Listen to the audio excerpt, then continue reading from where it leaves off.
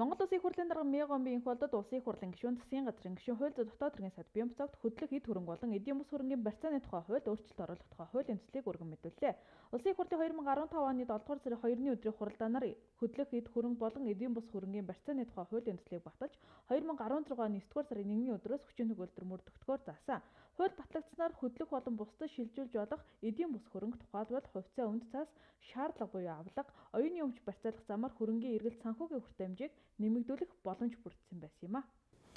Сая Монгол Улсын их хурлын даргад хөдлөх эд хөрөнгийн болон эдийн бус хөрөнгийн барьцааны тухай хуулийн төслийн хэрэгж хугацааг хойшлуулах хуулийн төсөл өргөн бариллаа. За энэ хуулиар бол нас нэлээд хөдлөх эд хөрөнгө болон эдийн бус хөрөнгийг барьцаалах, энийг бүртгэх энэ асуудлыг шийдэх ёстой байсан. Харамсалтай нь энийг шийдэхин тулд цахим мэдээллийн сан үүсгэх програм хангамж, техник хангамж асуудлыг шийдэх ёстой байсан. Энэ ажлыг бол олон улсын санхүүгийн корпорац хэрэгжүүлнэ гэж одоо бас гэрээгээр байгуулсан гэрээний одоо хэрэгжих хугацаа нь одоо хүндрэлтэй болсон байна.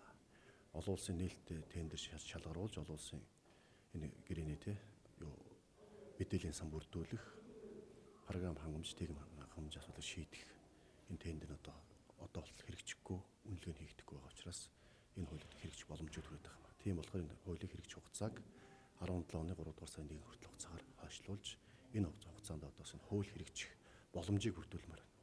Иймд хуулийн хэрэгжилтийг зохион байгуулах бэлтгэл ажлыг сайдар хангах шаардлагатай байгаа тул хууль дагаж мөрдөх хугацааг хойшлуулах нь зүйтэй гэж үзэж, хуулийн хэрэгжих хугацааг 2017 оны 3 дугаар сарын 1-ний өдрөөс эхлэн дагаж мөрдөхөөр хуулийн төсөлд тусгажээ.